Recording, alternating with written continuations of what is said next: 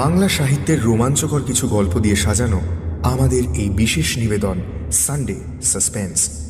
আজ আপনার জন্য তারাদাস বন্দ্যোপাধ্যায়ের লেখা তারানাথ তান্ত্রিকের গল্প। তারাদাস বন্দ্যোপাধ্যায় প্রখ্যাত কথাসাহিত্যিক বিভূতিভূষণ বন্দ্যোপাধ্যায়ের একমাত্র পুত্র। জন্ম ব্যারাকপুরে 1947 সালের 15ই অক্টোবর, মৃত্যু 2000 সালের 18ই জুলাই। বাবার মতোই করেছেন শিক্ষকতা। রাজ্যের তথ্য ও সংস্কৃতি বিভাগের ডেপুটি ডিরেক্টর ছিলেন। তাঁর লেখা উল্লেখযোগ্য গ্রন্থ কাজল এবং কাজলের পরের পর্ব তৃতীয় পুরুষ। আমাদের আজকের গল্পটির সঙ্গে আপনি বিভিন্ন হরর জনরার ওয়েব সিরিজের মিল পেতে পারেন। এই মিল নিছকই কাকতালীয়। তারানাথ তান্ত্রিক লেখা হয়েছিল বিঞ্জ ওয়াচিং যুগের বহু আগে। গল্পটি আমরা নিয়েছি মিত্র ঘোষ থেকে প্রকাশিত তারানাথ তান্ত্রিক বইটি থেকে। প্রধান চরিত্রে তারানাথ, কালীপ্রসাদ এবং চণ্ডিকা প্রসাদ।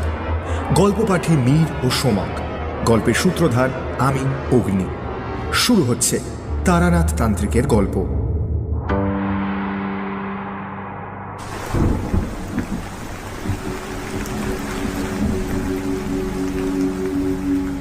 তারানাথ ভালো গল্প বলতে পারলেও খুব মিশুক লোক ছিল না। এক ধরনের ফুর্তিবাজ জমাট মানুষ থাকে যারা চায়ের আড্ডায়, ময়দানের বেঞ্চিতে কিংবা বিয়ের বাসরে একেবারে দারুণ জমিয়ে তোলে।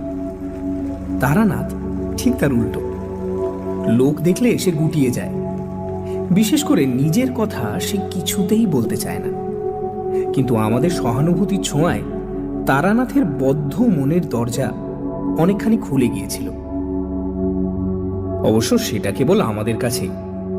ইদানিং হাত দেখানো বা কোষ্ঠী বিচারের খদ্দের প্রায় নেই বললেই চলে। বন্ধুও কেউ নেই। সারাদিন একাকিত্ব ভোগ করার পর মাঝে মাঝে বিকেলের দিকে আমরা হাজির হলে তারানাথের মুখ উজ্জ্বল হয়ে উঠত। মানুষটা গল্পের খনি। আমরা নানাভাবে খুঁচিয়ে তার কাছে গল্প আদায় করতাম। তার মতের বিরোধিতা করলে তারানাথ রেগে যেত। আমি আর কিশোরী গল্পের লোভে হঠাৎ কথার মাঝখানে হো হো করে হেসে উঠে বলতাম, বাহ বাবা, তা কখনো হয়? তারানাথ চটে গিয়ে বলতো, হয় না, এই শোনো তবে। একটা নতুন গল্প শুরু হয়ে যেত। সেদিন সকাল থেকেই টিপটিপ বৃষ্টি হচ্ছে। জামা কাপড়, রুমাল, এমনকি মনের ভেতরটা অবধি ভিজে স্যাঁতস্যাঁতে হয়ে রয়েছে। অন্যদিন অফিস ছুটির পর বলাইবাবু কিংবা হরিমিত্রের সঙ্গে মোড়ের দোকানে চা খেতে খেতে রাজনীতি, জিনিসপত্রের অগ্নিমূল্য অথবা বাঙালি কি ছিল আর কি হয়েছে এসব বিষয়ে গভীর আলোচনা করে আনন্দ পেয়ে থাকি। কিন্তু আজ আর সেসব ইচ্ছে করল না। অফিস থেকে বেরিয়ে তারানাথের বাড়ির দিকে হাঁটা শুরু করলাম।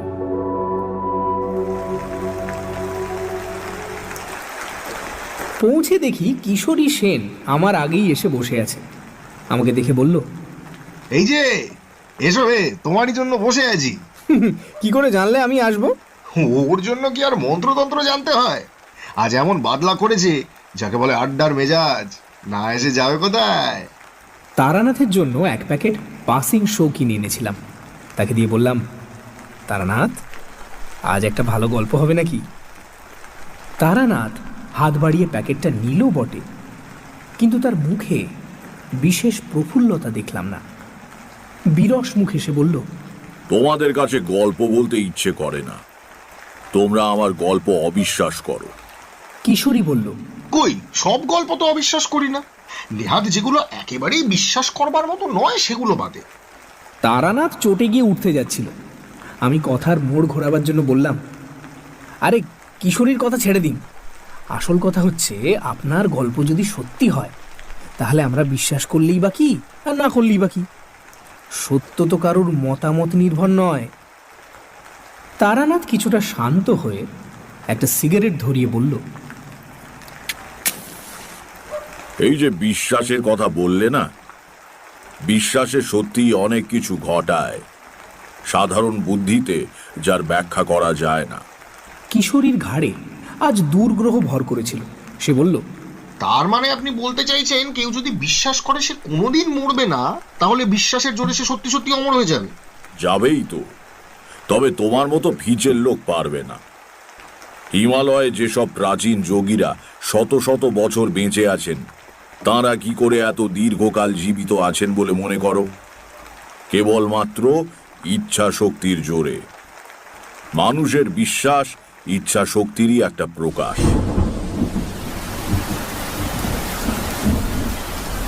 এমন সময় বাইরে আবার ঝমঝম করে বৃষ্টি নামল। আলো কমে গিয়ে কেমন অন্ধকার মতো হয়ে এলো ঘরের ভেতরে। বৃষ্টির বহর দেখে মনে হলো সহসা থামবার নয়। অবশ্য তাড়াতাড়ি মেসে ফিরেই বা কি লাভ?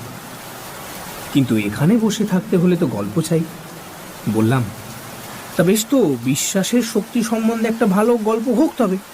আমার কাছে কোনো গল্প নেই, সব সত্যি ঘটনা। কিশোরী আবার কি একটা বলতে যাচ্ছিল, তাকে থামিয়ে দিয়ে বললাম, এখন অন্তত ঘন্টা 2 আমরা আপনার অতিথি, বেরোবার উপায় নেই।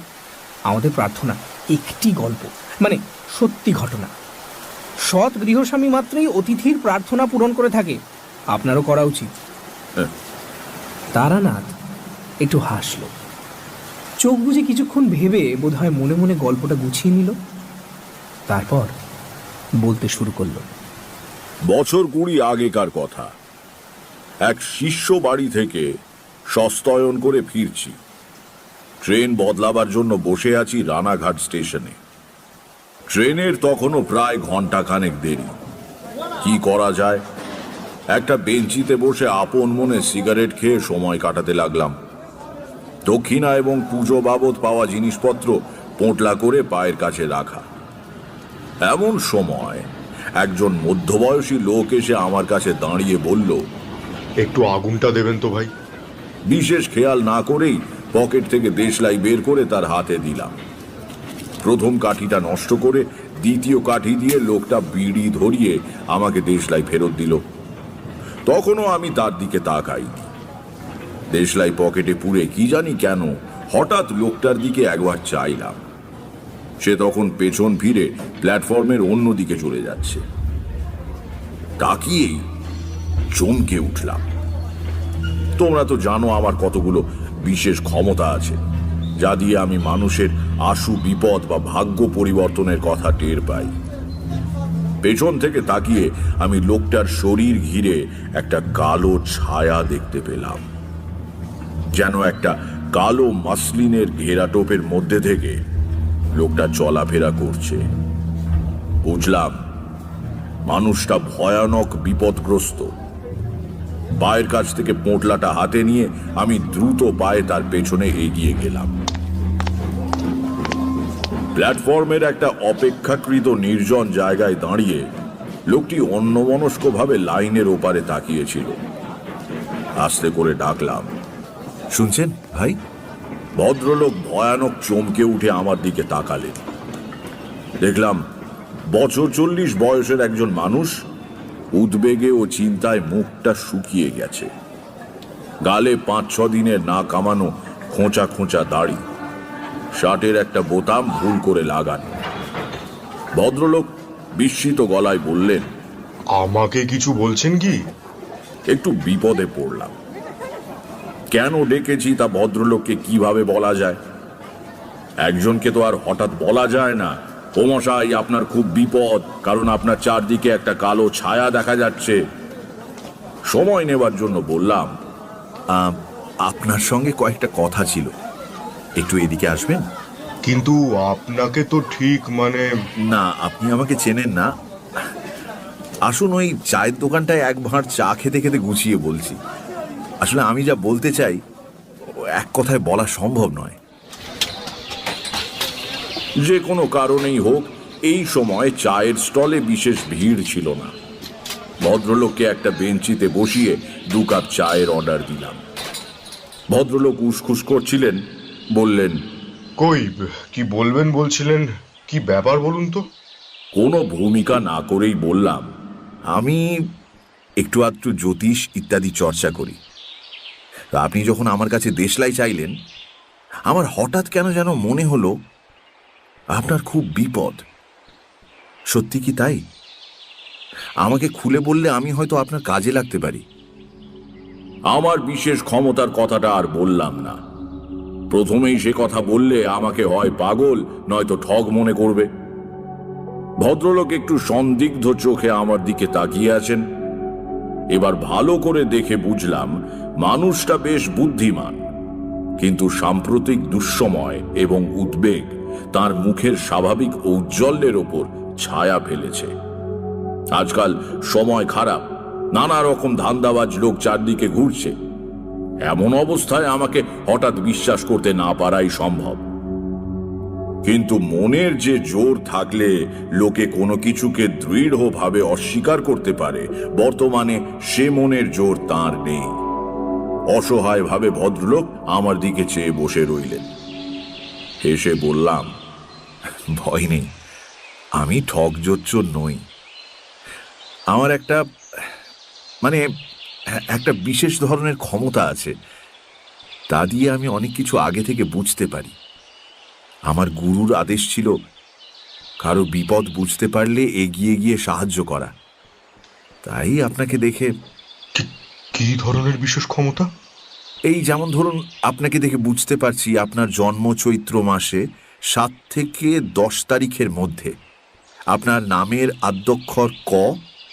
গত 3-4 দিনের মধ্যে আপনি বেশ বড় রকমের একটা অগ্নি ভয় থেকে রক্ষা পেয়েছেন। আর আর আর কি বলবো? বলুন। গত বছর আপনার কর্মস্থলে আপনাকে নিয়ে যে গোলমাল হয়েছিল, তাতে বিচারে আপনি রেহাই পেয়ে গেলেও দোষটা কিন্তু আপনারই ছিল। ভদ্রলোক মাথা নিচু করে শুনছিলেন। মুখ তুললে দেখলাম তার চোখে জল। আস্তে আস্তে বললেন, আগে হ্যাঁ, দোষ আমারই ছিল। কেউ জানে না সে কথা, আমার স্ত্রীও না। কিন্তু কিন্তু বিশ্বাস করুন, নিতান্ত বাধ্য হই আমি। 3000 টাকা, ঠিক তো? আগে হ্যাঁ, আপনি সবই জানতে পেরেছেন দেখছি। আপনার ক্ষমতায় আর আমি অবিশ্বাস করছি না। স্ত্রীর অসুখে বাধ্য হয়ে তাকে বাঁচাবার জন্য টাকাটা নিতে হয়েছিল।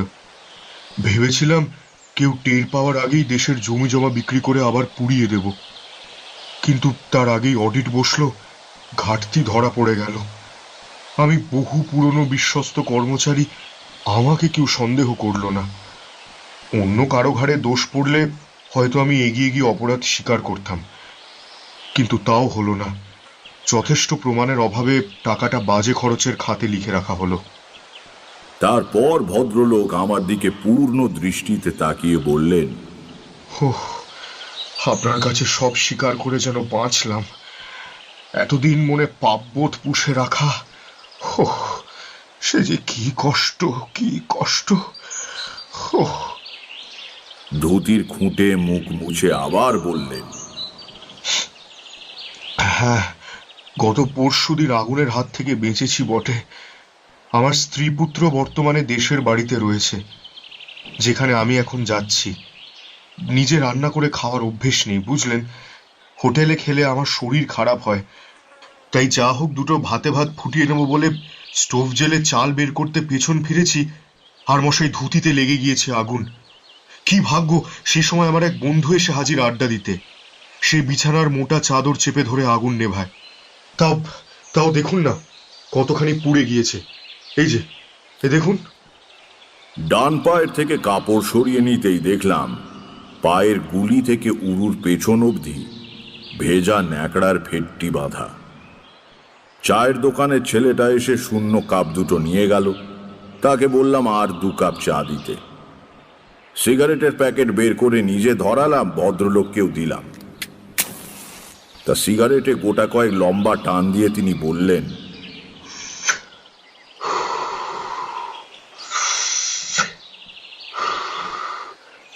আমার নাম কালীপ্রসাদ মিত্র। খুলনার বিখ্যাত মিত্রদের কথা হয়তো শুনে থাকবেন, আমরা তাদেরই বংশধর। অবশ্য 50-60 বছর হলো খুলনার সঙ্গে আমাদের আর কোনো যোগাযোগ নেই। ঠাকুরদা কর্ম উপলক্ষে এদিকে চলে আসেন, সেই থেকেই আর কখনো দেশে ফিরে যাওয়া হয়নি। আবার চা এলো। গরম চায় চুমুক দিয়ে কালীপ্রসাদ বললেন,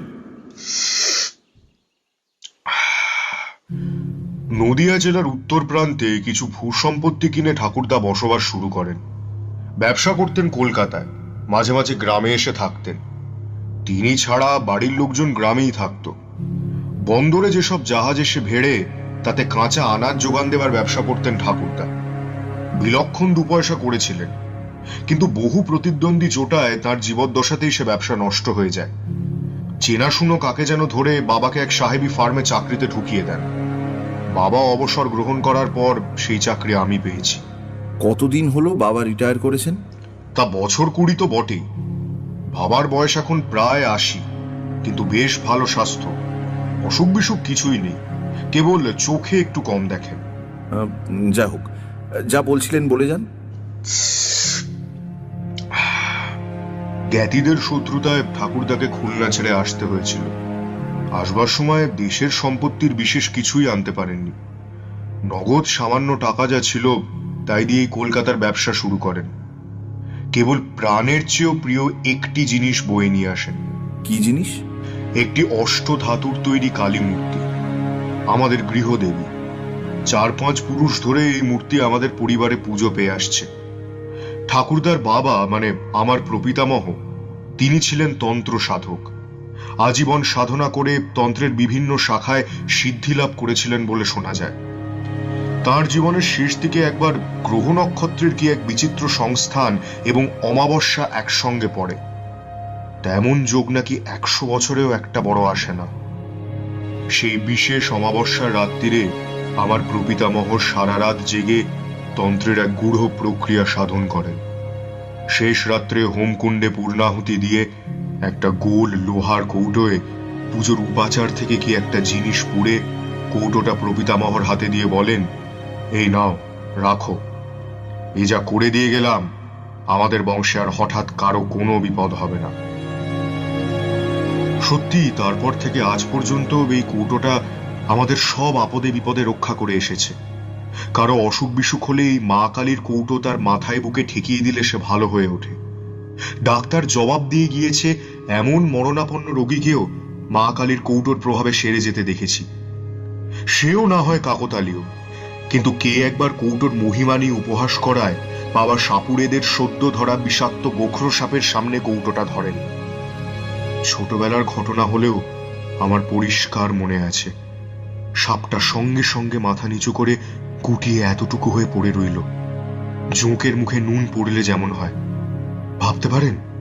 এটা কিন্তু দ্রব্যগুণ হতে পারে। ঠিক, দ্রব্যগুণে সাপ বশীভূত হয়, কিন্তু লোহার কৌটো ফুটো করে দ্রব্যগুণ বের হবে কি করে সেটা বলতে পারেন? যথার্থ কথা বললাম, বলে যান। যাই হোক, বিগত 3 পুরুষ ধরে আমাদের পরিবারের ভালো মন্দর ব্যাপারে আমরা মা কালীর কৌটোর উপর নির্ভর করে থাকি। তবু তো আমি আধুনিক লোক, বাস করি আধুনিক কলকাতায়।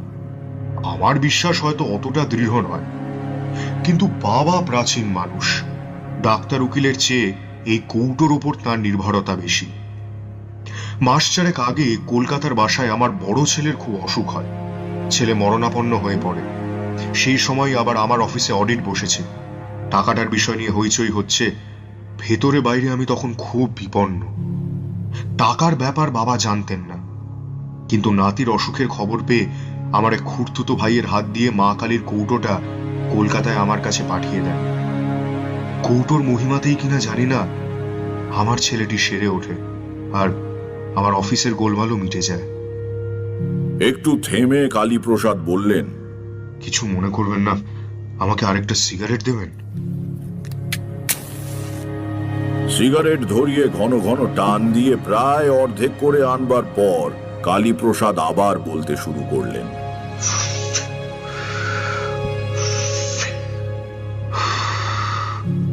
এতদিন মা কালীর কৌটো কলকাতায় আমার কাছেই ছিল। হঠাৎ দিন 2 আগে বাবার এক জরুরি চিঠি পেলাম। সে এক অদ্ভুত চিঠি। ছেলে বউকে কদিন আগেই বাবার দেখাশোনা করার জন্য দেশে পাঠিয়ে দিয়েছিলাম, এখন চিঠি পেয়ে আমিও চলেছি, কৌটোটাও সঙ্গে করে নিয়ে যাচ্ছি। চিঠিটা অদ্ভুত বলছেন কেন? কি আছে চিঠিতে? উত্তরে কালীপ্রসাদ কাঁধের ঝোলা থেকে একটা খাম বের করে আমার হাতে দিয়ে বললেন, নিজেই পড়ে দেখুন। বয়স্ক মানুষের ঈষৎ কম্পিত হস্তাক্ষরে লেখা চিঠি। স্নেহের কালীপ্রসাদ আশা করি মঙ্গলময়ের কৃপায় কুশলী আছো। এক বিচিত্র ঘটনার সম্মুখীন হইয়া তোমাকে এই পত্র দিতেছি। আজ কয়েকদিন হইল আমাদের বাটিতে নানা অলৌকিক এবং ভৌতিক উপদ্রব আরম্ভ হইয়াছে। ইহার কারণ বা কিভাবে নিরসন হইবে কিছুই বুঝিতে পারিতেছি না। যা হোক, পত্র পাওয়া মাত্র তুমি ছুটি লইয়া দেশে আসিবে। গত 4-5 মাস যাবৎ মা কালীর কৌটা তোমার কলিকাতার বাসায় রহিয়াছে। আসিবার সময় উহা সঙ্গে আনিতে ভুলিবে না। সম্ভবত উহা না থাকাতেই এই উপদ্রব। এই পত্রকে তার মনে করিয়া অবিলম্বে রওনা হইবে। আশীর্বাদ লইও। ইতি চণ্ডিকা প্রসাদ মিত্র। পড়া শেষ করে চিঠিটা কালীপ্রসাদকে ফেরত দিলাম। ভদ্রলোক জিজ্ঞাসা করলেন, কি বুঝলেন? হ্যাঁ, রহস্যময় চিঠি বটে। কি অলৌকিক ব্যাপার কিছু আন্দাজ করতে পারেন? তা কি বলা যায়? সে তো কত কিছুই হতে পারে। আচ্ছা, আগে কখনো আপনাদের বাড়িতে এরকম কিছু হয়েছে? কখনো না। বেলা পড়ে আসছে, আমার ট্রেন আসবার সময় হলো। কালীপ্রসাদ দাঁত দিয়ে নিচে ঠোঁট কামড়ে ধরে কি যেন ভাবছেন। যাক, আমার আর কি করবার আছে। পোঁটলাটা হাতে নিয়ে বেঞ্চি থেকে উঠে দাঁড়ালাম। বললাম, আসি তাহলে, সাবধানে থাকবেন। কালীপ্রসাদ কেমন যেন হতাশ আর ভীত গলায় বললেন, কিন্তু কিন্তু আমার কি হবে জানেন? আমার আমার বড্ড ভয় করছে। আমার বড্ড ভয় করছে। বিপদে ঈশ্বরকে স্মরণ করবেন। একমাত্র তিনিই সমস্ত ভয় থেকে মানুষকে মুক্ত করতে পারেন। কালীপ্রসাদের মুখ দেখে মনে হলো না যে আমার উপদেশে তিনি কিছুমাত্র ভরসা পেয়েছেন। অবশ্য সেজন্য তাকে দোষ দেওয়া যায় না। ঈশ্বর অদৃশ্য, আড়ম্বর করে তার পুজো দেওয়া যায়, কিন্তু জীবনের সমস্ত ক্ষেত্রে তার উপর সম্পূর্ণ নির্ভর করা একটা উচ্চ স্তরের সাধনা। সে সাধনায় কালীপ্রসাদ এখনো সিদ্ধি লাভ করতে পারেননি। কিন্তু আমি আর কি করব? বিদায় সূচক সামান্য হেসে পেছন ফিরে হাঁটতে শুরু করলাম। কয়েক পা হেঁটে আসতে না আসতেই কালীপ্রসাদ দৌড়ে এলেন। শুনছেন? শুনছেন? একটু দাঁড়ান, একটু একটু দাঁড়ান। দাঁড়ালাম। কালীপ্রসাদ আমার কাছে পৌঁছে বললেন, আরেকটা কাজ করা যেতে পারে। কি? আপনি কি তাতে রাজি হবেন? বলেই ফেলুন না, আমারও তো এদিকে ট্রেন আসবার সময় হলো। গুরুত্বপূর্ণ কথা শুরু করার ভঙ্গিতে কেশে গলা পরিষ্কার করে কালীপ্রসাদ আমার দিকে তাকিয়ে বললেন, আপনি আমার সঙ্গে আমাদের দেশের বাড়ি চলুন। প্রস্তাবটা নিতান্ত আকস্মিক। অবাক হয়ে বললাম, আমি আপনার বাড়িতে? হ্যাঁ, আপনি অলৌকিক শক্তির অধিকারী। আপনি গেলে আমাদের অমঙ্গল কেটে যাবে। আপত্তি করবেন না, দয়া করে আমার সঙ্গে চলুন। বলুন, যাবেন? লোকটা সত্যি ভয় পেয়েছে, পাওয়াই স্বাভাবিক। একটু চিন্তা করলাম। বাড়িতে এমন কিছু বলে আসেনি যে তাড়াতাড়ি ফিরব। আরো 5-7 দিন দেরি হলে কোনো ক্ষতি নেই। দেখাই যাক না এর সঙ্গে গিয়ে। বললাম, আচ্ছা চলুন, যাব। কালীপ্রসাদের চোখের দৃষ্টি কৃতজ্ঞতায় ভারী হয়ে এলো। আমার হাত দুটো ধরে তিনি বললেন, বাঁচলাম। সত্যি বিশ্বাস করিনি আপনি যেতে রাজি হবেন। ধন্যবাদ, অনেক ধন্যবাদ। একটা ছোট্ট গ্রাম্য স্টেশনে নেমে পাক্কা 3 মাইল হেঁটে কালীপ্রসাদের বাড়ি। গ্রামে যখন ঢুকলাম তখন রাত্রি প্রায় 8টা। পল্লী গ্রামের তুলনায় শেষ রাত। কৃষ্ণপক্ষের সুমুখ অন্ধকার রাত্রির পঞ্চমীর রাঙা চাঁদ পূব দিগন্তের নিচে থেকে চালতে গাছের পেছন দিয়ে এক অলৌকিক গোলকের মতো উঠে আসছে। গ্রামের প্রায় শেষের দিকে আম জাম গাছে ঘেরা নির্জন বাড়ি, পাঁচিল দিয়ে ঘেরা। সদর দরজায় শেকল নাড়তে একটু বাদে দরজার ফাঁক দিয়ে লণ্ঠনের আলো দেখা গেল। কিন্তু কারো সাড়া শব্দ নেই, যেন ভেতরে যে দাঁড়িয়ে সে সাহস করে দরজা খুলতে পারছে না। কালীপ্রসাদ হেঁকে বললেন, অভিরাম নাকি? দরজা খোল অভিরাম, দরজা খোল।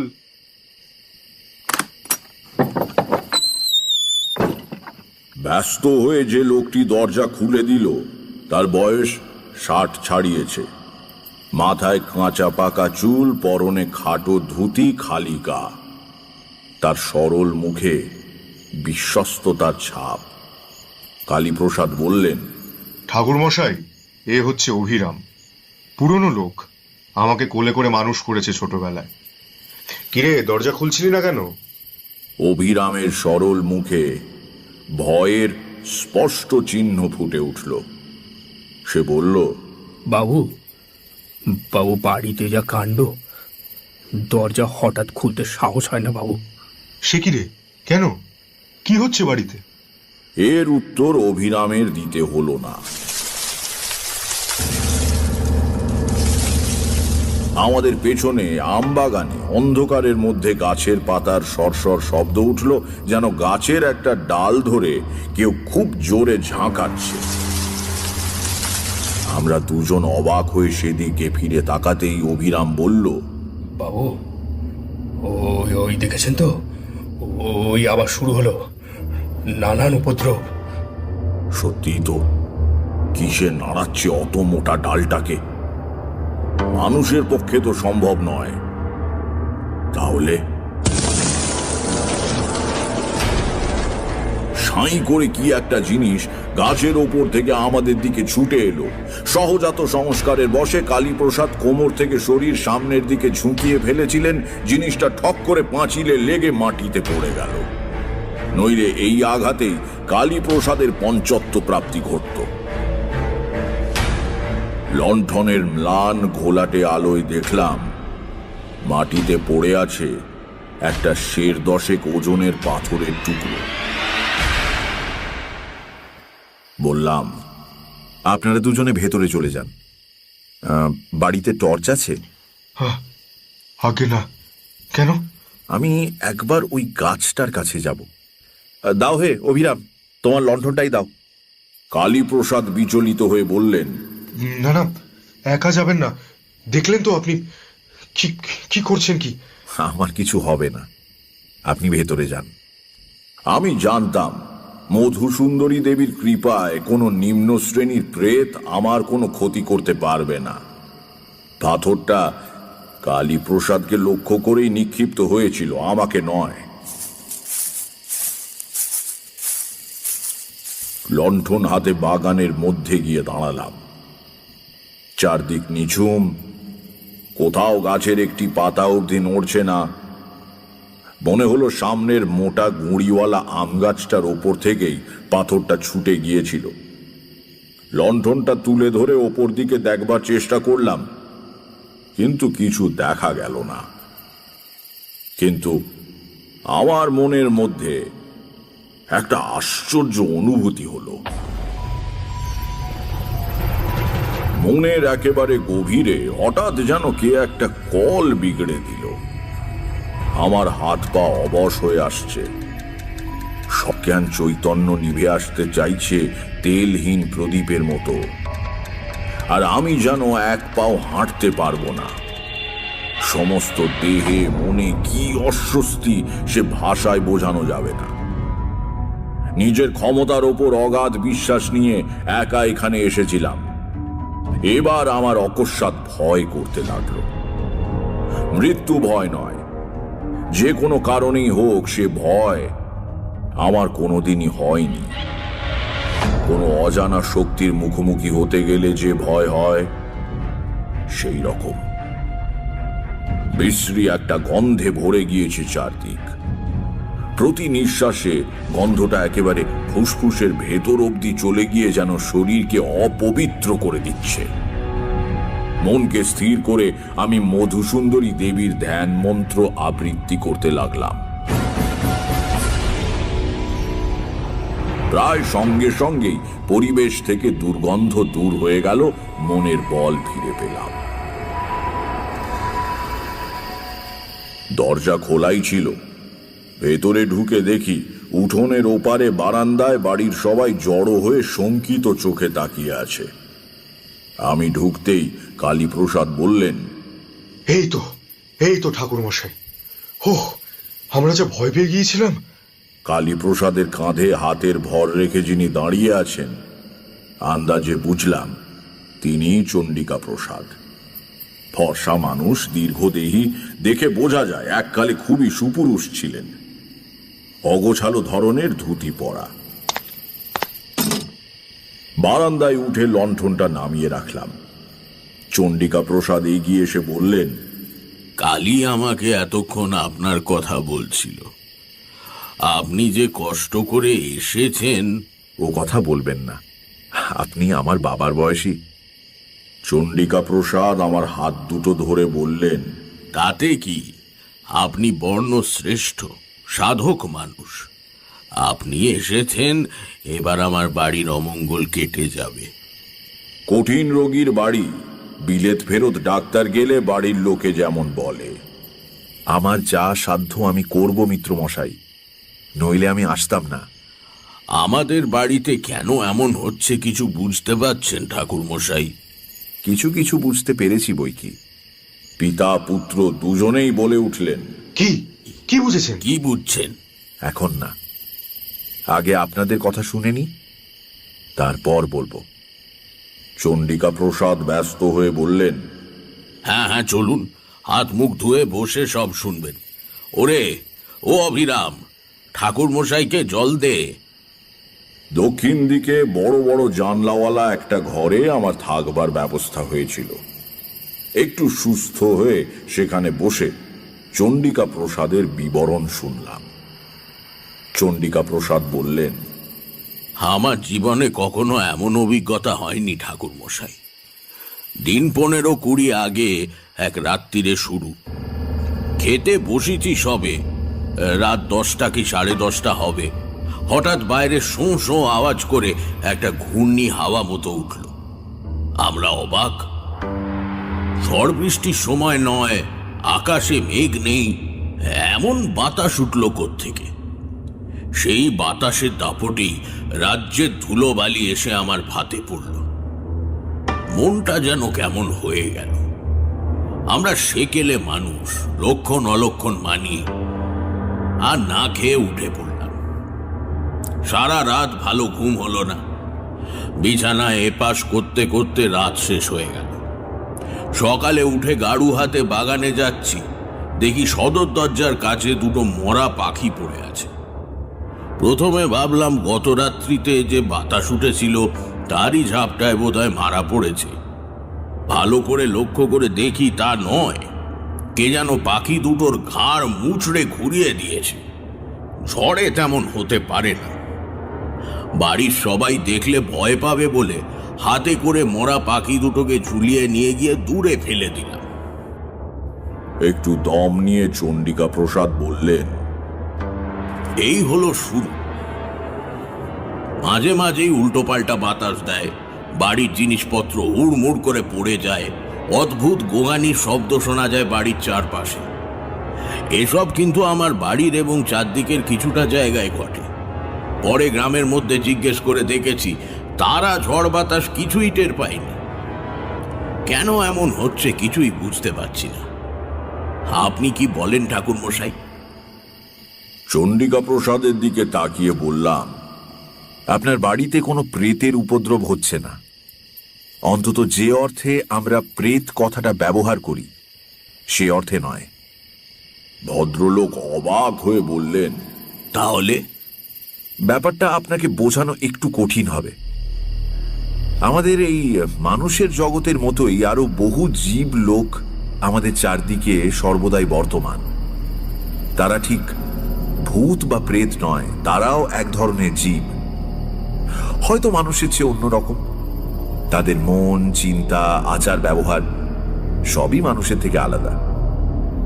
আমাদের বিচারে হয়তো অমানুষিক। সে জগতের সমস্ত পদার্থই আমাদের কাছে অদৃশ্য ও অস্পর্শযোগ্য। বস্তুত একই স্থান অধিকার করেও এই দুই জগৎ একে অপরের কাছে অস্তিত্বহীন। কিন্তু মাঝে মাঝে প্রকৃতির কোনো আশ্চর্য খেয়ালে এই ছায়া জগৎ আমাদের জগৎটাকে স্পর্শ করে। এখানে ঠিক তাই হয়েছে। আমরা কোনোভাবে তাদের দুনিয়াতে ঢুকে পড়েছি। সেটা তাদের পছন্দ না হলে তাদের দোষ দেওয়া যায় না। যা ঘটতে দেখছেন সেটা হচ্ছে আমাদের জাগতিক বস্তুর ওপর তাদের মানসিক শক্তির ক্রিয়া। হয়তো তারা ভাবছে এইভাবে ভয় দেখিয়ে তাদের জগৎ থেকে তারা আমাদের দূর করতে পারবে। বাড়িতে বেড়াল কুকুর ঢুকলে আমরা যেমন ঠেঙিয়ে তাড়াই আর কি। পার্থক্য এই যে এক্ষেত্রে এসবে কোনো কাজ হবে না। পরিবেশে আর একটা বড় রকমের ঝাঁকুনি লাগলে দুটো জগৎ আবার বিচ্ছিন্ন হয়ে যাবে, তার আগে নয়। আমি থামতে চণ্ডিকা প্রসাদ কিছুক্ষণ স্তব্ধ হয়ে বসে রইলেন। তারপর বললেন, এসব আপনি জানলেন কি করে? খুলে বললে বিস্তর কথা বলতে হয়, ইচ্ছে করছিল না। সংক্ষেপে বললাম, আমি জানতে পারি। ওই ঝাঁকুনি না কি বলে, সেটা কি করে দেওয়া যায়? সেটা আপনা আপনি হয়ে যেতে পারে, যেমন করে শুরু হয়েছিল। সস্তয়ন বা স্থান শুদ্ধি গোছের একটা হোমও করতে পারি। কিন্তু আপনাকে সত্যি কথাই বলে রাখা ভালো, এই ধরনের উপদ্রবের কথা আমি গুরুদেবের কাছে শুনেছি মাত্র, নিজের চোখে দেখছি এই প্রথম। এই বিষয়ে আমার বিশেষ কোনো অভিজ্ঞতা নেই। আমার হোমে কতদূর কাজ হবে জানি না। চণ্ডিকা প্রসাদ কি একটা ভাবলেন, তারপর বললেন, তা হোক, আপনি হোমের আয়োজন করুন। আর একটা কথা, যদি কিছু মনে না করেন। না, বলুন আপনি। একটু ইতস্তত করে চণ্ডিকা প্রসাদ বললেন, আপনার ওপরেই যদিও সবকিছু ছেড়ে দিচ্ছি, তবু আমার নিজস্ব বিশ্বাসের জন্য যদি কিছু ক্রিয়াকলাপ করি, তাতে আপনার আপত্তি হবে না তো? না, আমার কি আপত্তি, করুন আপনার যা ইচ্ছে। চণ্ডিকা প্রসাদ ছেলের দিকে তাকিয়ে বললেন, কালী, কৌটোটা এনেছিস তো? হ্যাঁ বাবা, এনে দেবো? নিয়ে আয়। কালী প্রসাদ উঠে পাশের ঘর থেকে মা কালীর কৌটো এনে বাবার হাতে দিলেন। সেটা নিয়ে চণ্ডিকা প্রসাদ আমার দিকে তাকিয়ে বললেন, এটার কথা শুনেছেন বোধহয়? হ্যাঁ, কালীবাবু আসতে আসতে আমাকে বলেছেন। তাহলে তো আপনি সবই জানেন। এই কৌটোর ওপর আমাদের সবার একটা গভীর বিশ্বাস আছে আর কি। তবে বিশ্বাসটা অযৌক্তিক নয়, পরীক্ষিত সত্য। গ্রামে বসন্তের মড়ক লেগে হাহাকার পড়ে গিয়েছিল।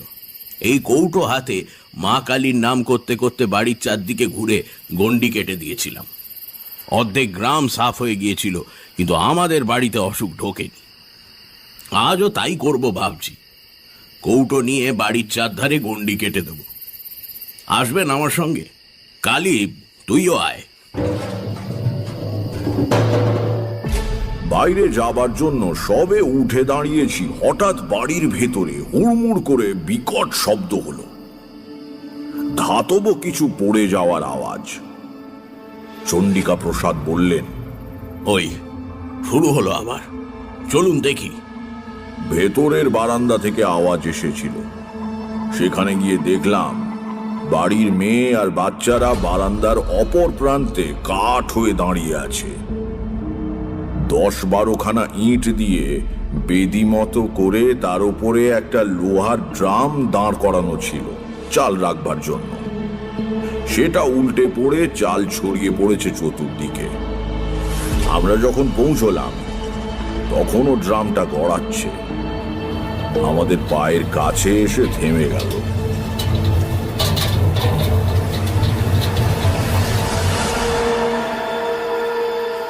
আমার নাকে ভেসে এলো সেই বিশ্রী গন্ধটা, ওই বাইরের বাগানে যেটা পেয়েছিলাম। চণ্ডিকা প্রসাদ হতভম্ব হয়ে দাঁড়িয়েছিলেন। তাকে বললাম, যা করবার করে ফেলুন, আর রাত করবেন না। সদর দরজা দিয়ে আমরা বাইরে এলাম, সঙ্গে কালীপ্রসাদ আর লণ্ঠন নিয়ে অভিরাম। চাঁদ ঢাকা পড়েছে গাছের পাতার আড়ালে। মাটিতে ম্লান জ্যোৎস্না আর ছায়ার খেলা। ঝোপে ঝাড়ে জোনাকি জ্বলছে, বাতাস নেই কোনো দিকে, কেমন একটা থমথমে আবহাওয়া। কালীপ্রসাদের হাতে একটা মোটা লাঠি, যদিও বুঝতে পারলাম না অতি প্রাকৃত কোনো বিপদ এলে লাঠি দিয়ে কি করে ঠেকানো সম্ভব। চণ্ডিকা প্রসাদের হাতে মা কালীর কৌটো, মুখে বিড়বিড় করে কি মন্ত্র পড়তে পড়তে চলেছেন। ক্রমে আমরা বাড়ির পেছন দিকে এসে হাজির হলাম। এদিকটায় জঙ্গল খুব বেশি, আশ শেওড়া আর কুঁচ কাঁটার ঝোপে ভর্তি। সাবধানে কাপড় বাঁচিয়ে চলেছি, আর কয়েক পা হাঁটলেই আমরা একটা বাঁক ফিরে বাড়ির পূব দিকের সীমানায় পৌঁছবো। সেখানে ঝোপঝাড় অপেক্ষাকৃত কম। এমন সময় আমার মনের ভেতর সেই পরিচিত বিপদের ঘণ্টাটা বেজে উঠল। আমি বুঝতে পারলাম এক্ষুনি একটা কিছু ঘটবে। প্রায় সঙ্গে সঙ্গে ডান দিকের একটা ঘন ঝোপের মধ্যে খড়খড় করে কি নড়ল। আমরা সবাই থমকে দাঁড়িয়ে সেদিকে তাকালাম। কালীপ্রসাদ দুই হাতে লাঠি বাগিয়ে ধরেছেন। অভিরাম লণ্ঠন মাটিতে নামিয়ে রেখে নিঃশব্দে তার হাত থেকে লাঠিটা নিল। পর মুহূর্তে ঝোপের মধ্যে থেকে কালো মতো বেশ বড় সড়ো কুকুরের আকারের কি একটা জীব বেরিয়ে এসে ক্রুদ্ধ গর্জন করে চণ্ডিকা প্রসাদের দিকে ছুটে গেল। কালীপ্রসাদ ভয়ে চিৎকার করে উঠলেন। আমি বলে উঠলাম, সামলে দাঁড়ান, একটু এত বিচলিত হবেন না। জন্তুটা চণ্ডিকা প্রসাদের পায়ে দাঁত কষিয়ে দিতে গেল। অস্ফুট আর্তনাদ করে সরে গেলেন তিনি। প্রায় সঙ্গে সঙ্গেই অভিরাম সবলে লাঠি দিয়ে আঘাত করলো প্রাণীটার মাথায়। শূন্য মাটির হাঁড়ি ফেটে যাওয়ার মতো হঠাৎ করে শব্দ হলো। নিঃশব্দে জন্তুটা কাত হয়ে পড়ে গেল একপাশে। বলতে এত সময় লাগলেও ঘটতে লেগেছিল কয়েক মুহূর্ত মাত্র। কালীপ্রসাদ লণ্ঠন নিয়ে ঝুঁকে পড়ে বললেন, এটা তো একটা শেয়াল। মরা জ্যোৎস্না আর লণ্ঠনের আলো মিলিয়ে কেমন একটা আলো আঁধারি মতো হয়েছে। তবু ভালো করে তাকিয়ে মনে হলো শেয়ালই বটে। অভিরাম বলল, অদ্ভুত ব্যাপার বাবু, শেয়ালে কখনো তাড়া করে কামড়াতে আসে এ আমি শুনিনি। ঠিক, শেয়াল তো ভীতু জন্তু, মানুষ দেখলে পালিয়ে যায়। এটা তাড়া করে এলো কেন?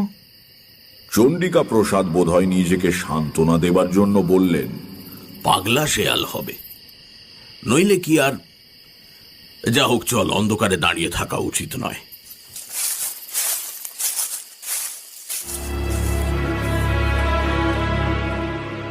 এদিনের গৃহ প্রদক্ষিণের একটা ফল কিন্তু হাতে হাতে দেখতে পেলাম।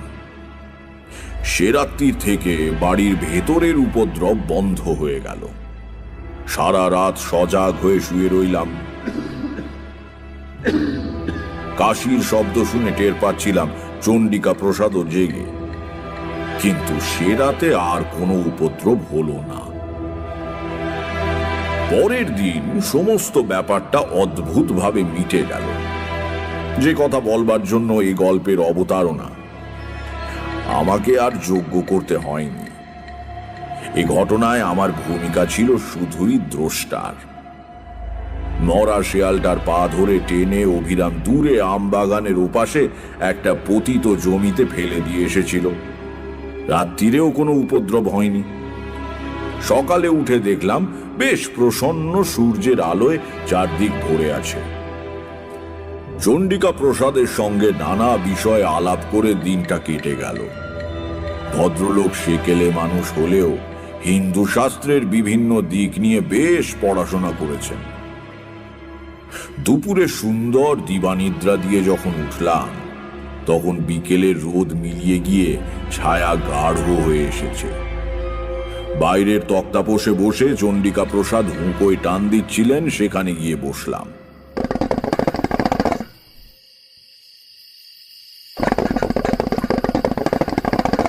গাড়ু হাতে কালীপ্রসাদ উঠোন পেরিয়ে বাড়ির বাইরের বাগানের দিকে চলে গেলেন। চণ্ডিকা প্রসাদ ডেকে বললেন, কালী, চট করে সেরে আয় তো। একসঙ্গে বসে ঠাকুর মশাইয়ের যজ্ঞের ফর্দটা করে ফেলা দরকার। হ্যাঁ বাবা, আসছি আসছি। বলে কালীপ্রসাদ বেরিয়ে গেলেন। সকালের আলোচনার ঘেই ধরে চণ্ডিকা প্রসাদ বললেন, হ্যাঁ, সকালে যে কথা হচ্ছিল, নিষ্ঠা এবং সদ্গুরুর প্রয়োজন তো আছে ঠিকই, কিন্তু মন্ত্রোচ্চারণের যথার্থতার উপরেই অনুষ্ঠানের সাফল্য নির্ভর করে। মন্ত্রের প্রত্যেক অক্ষরের একজন অধিষ্ঠাত্রী দেবী আছেন। সঠিক উচ্চারণ না হলে তাঁরা কুপিত হন। বাড়ির ভেতর থেকে গরম ভাজা পরোটা আর আলু ভাজা এলো। খেতে খেতে গল্প চলল। যখন সন্ধে উতরে অন্ধকার বেশ ঘন হয়ে উঠেছে, সে সময় অভিরাম এসে জিজ্ঞাসা করল, কর্তামশাই, ছোটবাবু কোথায়? মা ঠাকুরন ডাকছে। চণ্ডিকা প্রসাদ বললেন, কে? কালী তো। তাই তো, কালী ফেরেনি? সে কি? হঠাৎ আমারও খেয়াল হলো কালীপ্রসাদ বহুক্ষণ হলো বাগানে গিয়েছেন বটে। ছোট বড় কোনো প্রাকৃতিক আহ্বানে সাড়া দিতেই এতক্ষণ লাগতে পারে না। দু এক মুহূর্তের ভেতর ব্যাপারটা সম্যক উপলব্ধি করে আমরা লাফিয়ে উঠলাম। চণ্ডিকা প্রসাদ কেমন অবরুদ্ধ গলায় বললেন, অভিরাম, আলো আর লাঠি নিয়ে আয় তাড়াতাড়ি। বাড়ি থেকে বেরুচ্ছি, চণ্ডিকা প্রসাদ বাড়ির মধ্যে ঢুকে গেলেন। মিনিট খানেক বাদে বেরিয়ে এলে বুঝলাম আমার আন্দাজ ঠিকই ছিল। তার হাতে মা কালীর কৌটো। এইটে আনতেই তিনি ফিরে গিয়েছিলেন। আমবাগানে পা দিয়েই বুঝতে পারলাম এ বাড়ির ওপর থেকে দুর্ভাগ্যের কালো ছায়া একেবারে মিলিয়ে যায়নি। সমস্ত পরিবেশে ছেয়ে আছে একটা বিকট গন্ধ। গতকাল এসে যেটা পেয়েছিলাম, বিকেলবেলা মনের মধ্যে যে প্রসন্নতা জেগে উঠেছিল, তা কোথায় যেন বিলীন হয়ে গেল। লণ্ঠন হাতে অভিরাম আগে আগে চলেছে। সে ডাকছে, ছোট বাবু গো, ও ছোট বাবু। চণ্ডিকা প্রসাদ ডাকছেন, কালী, কালী। ওদিকে আমার বুক গুড়গুড় করছে।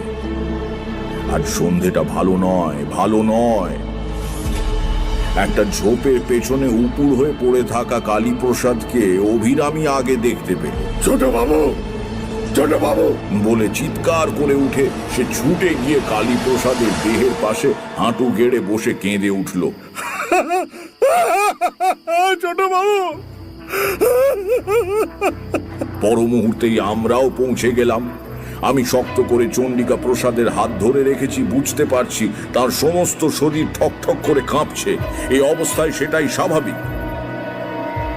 নিচু হয়ে কালীপ্রসাদের নাড়ি দেখলাম, বুকে হাত দিয়ে স্পন্দন বোঝার চেষ্টা করলাম। নাড়ি ঠিক আছে, তবে মৃদু।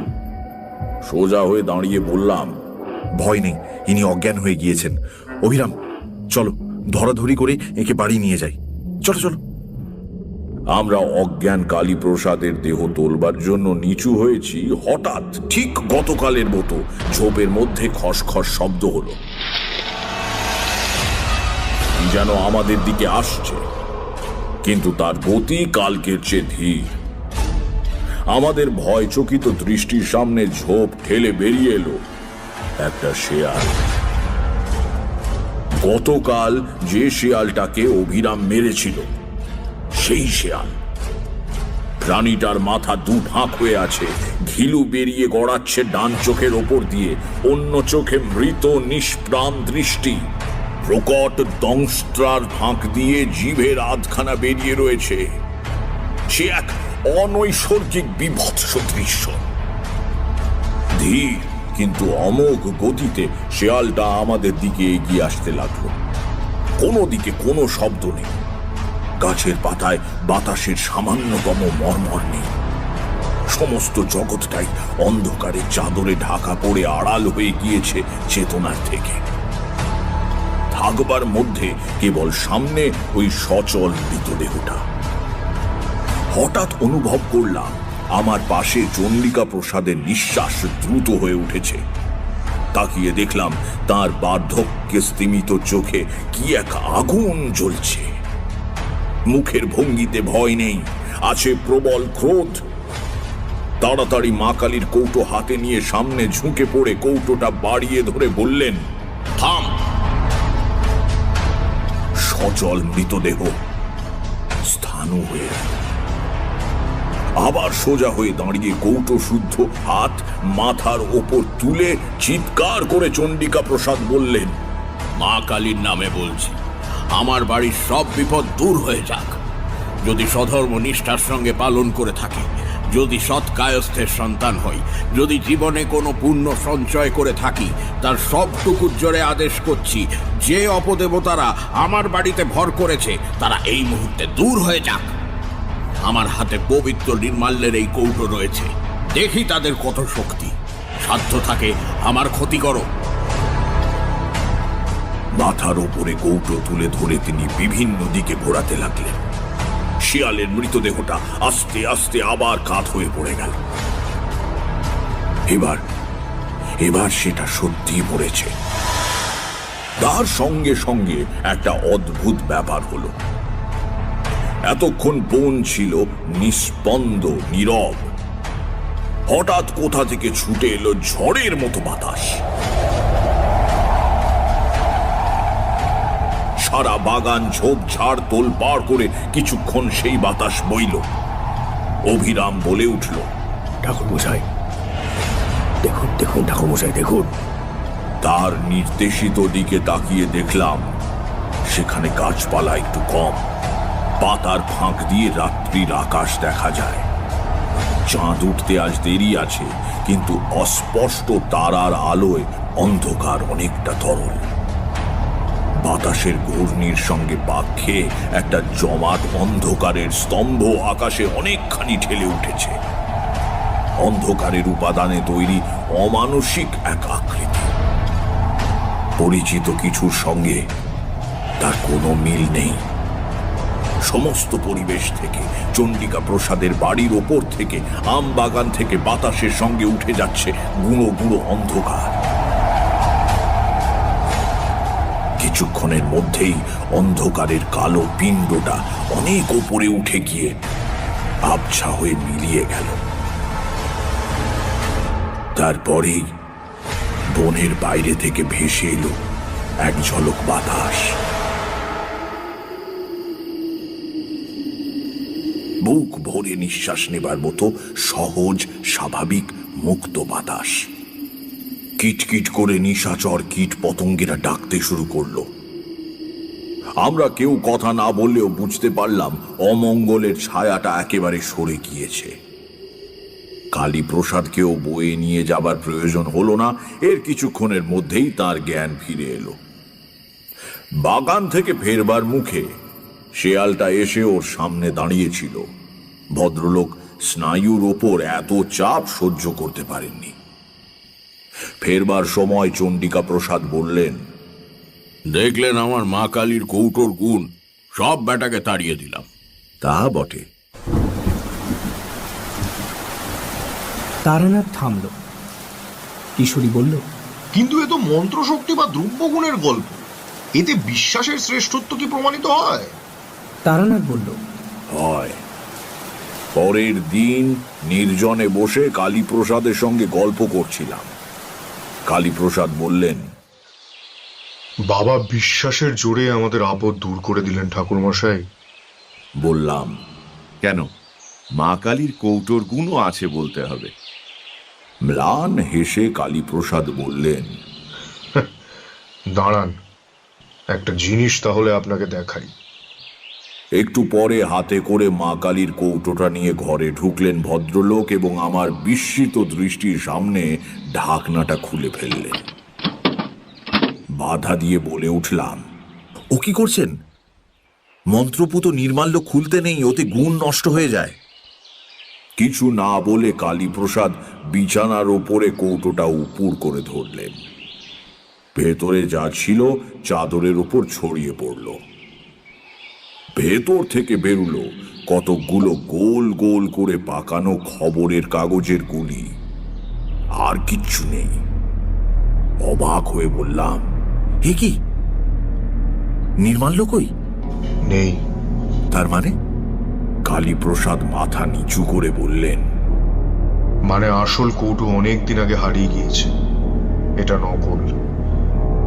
ছেলের অসুখের সময় কলকাতা নিয়ে যাওয়ার পথেই কোথাও পড়ে যায়। বাবা শুনলে অনর্থ করবেন, এই ভয় শিশি বোতলওয়ালার কাছ থেকে 2 পয়সা দিয়ে এই কৌটোটা কিনি। বাবা আজকাল চোখে কম দেখেন, তাকে ঠকানো সহজ। কাজেই বুঝতেই পারছেন, যা হয়েছে তা বাবার বিশ্বাসের জোরেই হয়েছে। আর কেউ জানে এ কথা? শুধু আপনার বৌমা, মানে আমার স্ত্রী, অন্য কেউ না। বাবার বয়স হয়েছে, আর কদিনই বা বাঁচবেন বলুন? খামোখা তাকে দুঃখ দিয়ে লাভ আছে কি ঠাকুর মশাই? তারানাথ থামল। ঘরের মধ্যে স্তব্ধতা। বাইরেও বৃষ্টি ধরে এসেছে। একটা নিঃশ্বাস ফেলে কিশোরী বলল, গল্পটা বেশ। গল্প বানানোয় আপনার একটা স্বাভাবিক দক্ষতা আছে, এটা মানতেই হবে। সিগারেট ধরাতে গিয়ে তারানাথ জ্বলন্ত চোখে কিশোরীর দিকে তাকালো। আমি ব্যাকুল হয়ে উঠে দাঁড়িয়ে কিশোরীর হাত ধরে টানলাম। কিশোরী, কিশোরী, ওঠো ওঠো ওঠো, আবার বৃষ্টি এলে বাড়ি ফেরা মুশকিল হয়ে পড়বে, চলো ওঠো। হ্যাঁ, চলো। শুনছিলেন তারানাথ তান্ত্রিকের গল্প, রচনা তারাদাস বন্দ্যোপাধ্যায়, গল্প পাঠে এবং তারানাথ তান্ত্রিকের ভূমিকায় মীর, আংশিক গল্প পাঠে ও অভিরামের চরিত্রে সমক, চণ্ডিকা প্রসাদের ভূমিকায় দীপ, কিশোরী, কালীপ্রসাদ এবং গল্পের সূত্রধার আমি অগ্নি। আবহ সঙ্গীত এবং স্পেশাল এফেক্টসে Richard, poster design team asterisk, পর্ব পরিচালনায় রিচার্ড